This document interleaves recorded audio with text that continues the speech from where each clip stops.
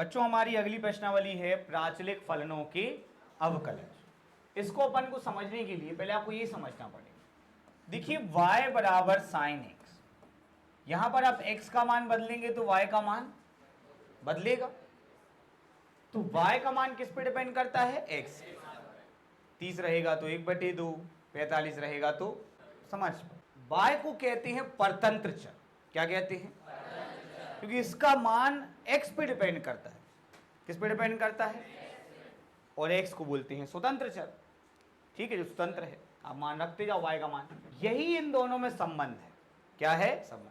x बदलता है तो y बदलता है। बोलने हो क्या होता है, अवकलन करते करते क्या हो जाता है, अपन को ऐसा लगता है अब सवाल ही करो यार, फालतू तो थ्योरी नहीं ढील की है ना, लेकिन थोड़ा बहुत मुंह से बोलना पड़ता है, जिसमें ना जाए तो बैंड बच जाती है। तो यहाँ पे x का मान बदलेगा तो y का मान भी बदलेगा। स्वतंत्र चर में होने वाले परिवर्तन के सापेक्ष परतंत्र चर में होने वाले परिवर्तन की तात्क्षणिक दर क्या कहलाता है? अवकलन। क्या कहलाता है? अब देखो बेटा, जैसे इस वाले को आप देखो, इसमें x बराबर है 80² और y बराबर है 280। x किस पे डिपेंड करता है? t पे। और y भी किस पे डिपेंड करता है? तो क्या x और y जो है वो तो अलग अलग है, लेकिन समझ नहीं रहे हो, t तो सेम है ना। अगर t इसका बदलेगा तो t इसका भी, तो कहीं ना कहीं ये दोनों एक दूसरे से क्या है? संबंधित हैं। मतलब t बदलेगा तो x बदलेगा और फिर x बदलेगा तो t के साथ साथ y भी बदलेगा। तो संबंधित तो हैं पर सीधे संबंधित नहीं है। क्या नहीं है? तो जब x और y आपस में सीधे संबंधित ना हो कि x और y का मान किसी तीसरे चर पर निर्भर करता है, तो ऐसे फलनों को हम प्राचलिक फलन कहते हैं। क्या कहते हैं? और t को हम प्राचल कहते हैं। t को हम क्या कहते हैं? ठीक है, तो जो भी अच्छे बच्चे हैं वो 2 से 3 लाइनें छोड़ देना परिभाषा के लिए, 3-4 लाइनें, और घर पे लिखना, क्योंकि अगर लिखवा भी देंगे तो उससे कोई मजा नहीं आएगा। एक लाइन समझा दी हमने आपको, है ना, इससे आपको याद रहेगा कि कुछ हमारे करने के लिए भी रह गया है। चैट जीपीटी हर चीज लिखना, नहीं तो प्राचलिक फलन क्या होते हैं, बस बुक नाम की भी एक चीज है। अब इनको निकालना बहुत आसान होता है। सबसे पहले आप मुझे बताओ कि x बराबर क्या दी, दोनों पक्षों का t के सापेक्ष अवकलन करना है। किसके सापेक्ष अवकलन करना है? चलो भैया बोलो, t² का क्या आ जाएगा? 2t। तो फाइनली ये क्या आ गया?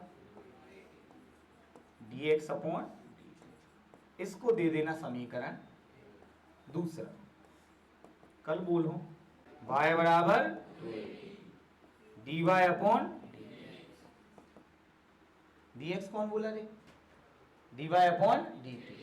ओम 2a बाहर, t का कितना हो जाएगा?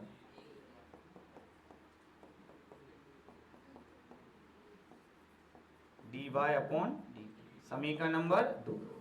समीकरण 2 में 1 का बोलना पड़ेगा यार, ऊपर क्या आएगा? dy/dt। नीचे क्या आएगा? जय क्या बोल रहे? नहीं, dy/dt और नीचे क्या आया? ध्यान कहीं और है, पढ़ाई यहाँ नहीं चल पा रही। और बताओ, इस तरफ क्या आएगा? 2a/2a। ये क्या हो गए? 1/d से dt। कोई दिक्कत? ठीक है, तो मैंने आपको मीनिंग समझाने की कोशिश की। जब x और y के मान सीधे संबंधित ना होकर या सीधे एक दूसरे पर आधारित ना होकर, निर्भर ना होकर क्या होते हैं जया? किसी तीसरे चर पर निर्भर करते हैं, तो ऐसे फलन क्या कहलाते हैं? प्राचलिक फलन कहलाते। क्या कहलाते बच्चों? और जहां जिस चर पर निर्भर करते हैं उस चर को अपन क्या कहते हैं? प्राचल। क्या कहते हैं? बस अब आप समझदार हो, समझदार को सारे ही काफी, हमने तो सवाल ही समझा दिया है। बताओ, तो मैं ऐसी उम्मीद करूंगा कि 2-3 सवाल तो करें। ऐसी एक बात पूछे तुम्हारों से, अच्छा 1/x का अवकलन क्या होता है? log x। ताली बजाओ उनके लिए सारे बच्चे, जोरदार तालियां बजाओ। ताली इसलिए बजवा रहे हैं क्योंकि मैंने आपको क्लास में बताया था कि ये सत्य असत्य बोर्ड परीक्षा में आया था कि 1/x का अवकलन log x होता है। नहीं होता है, उल्टा है। ये log x का अवकलन 1/x का तो क्या होता है? -1/x²। नहीं पढ़ाया जाए, बस ऐसे ऐसे ऐसे करते रहो तुम्हारे, बस बढ़िया। देखो भैया क्यों नहीं बन रहा है तीसरा? नहीं नहीं सुन लो, x बराबर क्या है? 4t। दोनों पक्षों का किसके सापेक्ष? बोलो टीका कितना हो जाएगा? 4 एकम। अच्छा और देखो और बताओ, y बराबर क्या है? 4/t। दोनों पक्षों का t के सापेक्ष 4 बाहर। अब जब हर्ष को पता ही नहीं है कि 1/t का क्या होता है, कैसे करोगे हर्ष फिर तुम?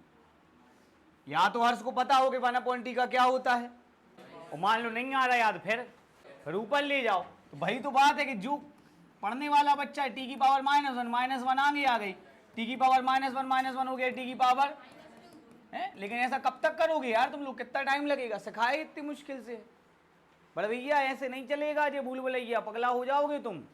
समाकलन भी है, जितना बड़ा अपकरण उससे 1.5 गुना समाकलन, और उसमें भी यही होता है कि 1/t² का क्या होगा? उल्टा 1/t, उल्टा रहता है उसमें। तो हमारे क्या आ जाएगा 1/t का?